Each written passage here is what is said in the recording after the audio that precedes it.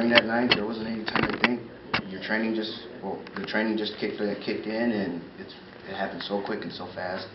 I didn't even think. I didn't feel nothing. I didn't feel anything. No emotion whatsoever. How did your training prepare you for something like that? And obviously, it did a good job. I'm live here talking to you guys, so but that's about it. What do you want to tell the community?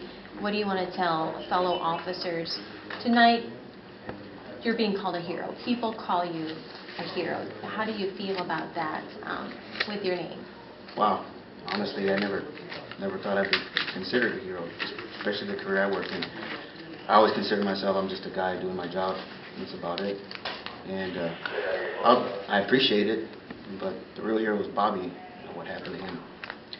But I thank everybody for their support and everybody for giving the time of day and everything like that. And I tell all my fellow officers, always expect the unexpected. No matter where you work, it's going to happen sooner or later. And you have to be ready because you never know when your number is going to get called.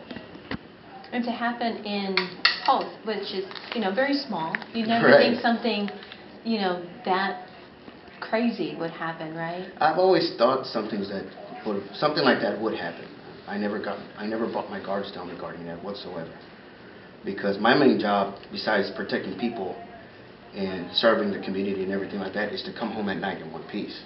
And so I always knew that something like that is going to happen. It's just a matter of when, so I never brought my guard down. So without going into details of the case, because we obviously can't, Yes. but that night, weren't you had clocked off end of shift and you were pretty much out of here, right? Yes, sir. And what made you stick around?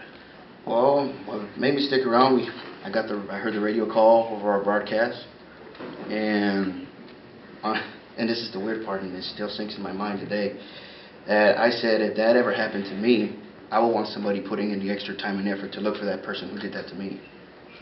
So it was just that solidarity of brothers in the badge in that moment. yes, because we're all one big family. It doesn't matter if your shirt's blue, beige, gray, or what the shape of your badge or what your patch says. We're all one big family, and we're all part of the same family. So you heard the call come in that they were coming this way? Yes, sir. That's what it was. Not coming this way, but that they're involved in the pursuit, possibly heading this direction. Little did you know they were. Yeah, little than I just figured I'd be planted somewhere where there's a higher chance of me to catch them, and the way it turned out, wow. And you said your goal at night is to come home in one piece. Yes, Who do you go home to at night? And they must, thank God just a little bit more each day. I go home to family.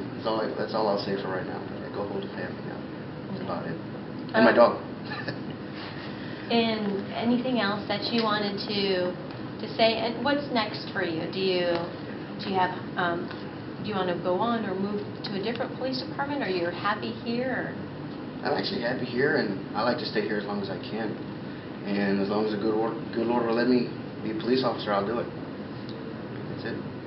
So in addition to working in Poth and feeling like this is, your town, do you reside in Poth? I'm not quite sure. I'm not residing in Poth at the moment, but I'm still always looking. Hey, it's always looking, That night, conditions were unfavorable for anybody to be out. I mean, it was cold, it was windy, it was damp, and you're out there serving and protecting like you do when it's 100 degrees, when it's 10 degrees. How did that feel, dealing with all that and then having the variable of the weather come in? Well, it was a great example of Murphy's Law. When things go wrong, it's going to happen at the worst time. It was pretty much it. And you call roll with. I had to roll with the punches that night and just adapt to the situation. And I don't mean to sound, arrogant, but that's one of my tricks I do best. Yeah.